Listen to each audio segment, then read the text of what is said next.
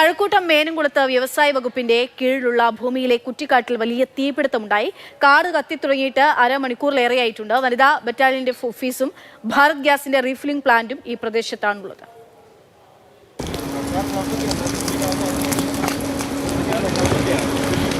Games വില്ലേജിന്റെ ഭാഗമായി കാട് മൂടിക്കിടന്ന ഈ സ്ഥലത്താണ് വലിയ തരത്തിലുള്ളൊരു തീപിടുത്തം ഇന്ന് ഉച്ചയോടുകൂടി ഉണ്ടായത്. ഇപ്പോഴും നമുക്ക് ദൃശ്യങ്ങൾ കാണാം, അത്രമാത്രം പുക ഉയരുന്നുണ്ട്.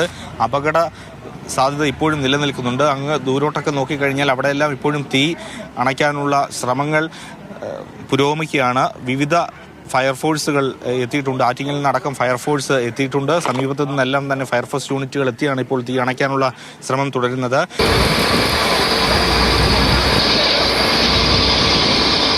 നാട്ടുകാരിൽ നിന്ന് മനസ്സിലാക്കാൻ കഴിയുന്ന ഏറ്റവും പ്രധാനപ്പെട്ട കാര്യം, ഗെയിംസ് വില്ലേജിൻ്റെ ഭാഗമായിട്ട് ഇവിടെ സാധന സാമഗ്രികളെല്ലാം തന്നെ കൊണ്ടുവന്നിട്ടിരുന്നു. അതോടൊപ്പം തന്നെ വലിയ കാട് മൂടിയ ഒരു പ്രദേശമാണ്, വ്യവസായ വകുപ്പിന് കീഴിലുള്ളൊരു സ്ഥലമാണ്. അങ്ങനെ ഒരു സ്ഥലത്ത് ബോധപൂർവം ആരോ ഒരു പക്ഷേ തീയിട്ടതാകാനുള്ളൊരു സാധ്യതയാണ് നമ്മൾ ഇപ്പോൾ പ്രാഥമികമായി മുന്നിൽ കാണുന്നത്. അതുകൊണ്ടാണ് ഈ തീപിടുത്തം വലിയ തരത്തിലേക്ക് മാറിയത്. കാട് മൂടിക്കിടക്കുന്ന സ്ഥലമായതുകൊണ്ട് തന്നെ പെട്ടെന്ന് തീ ഉയരുന്ന ഒരു സ്ഥിതിയാണ് ഉണ്ടായത്. പ്രത്യേകിച്ചും ഈ പ്രദേശത്തെ ഒന്ന് എടുത്ത് പറയേണ്ടതുണ്ട്. കാരണം ഒരു ജനവാസ മേഖലയാണ്. ഇങ്ങോട്ട് പോകുന്നത് ഒരു വില്ലയിലേക്ക് പോകുന്ന വഴിയാണ്. തൊട്ടപ്പുറത്ത് BPCLന്റെ പ്ലാന്റ് ഉണ്ട്.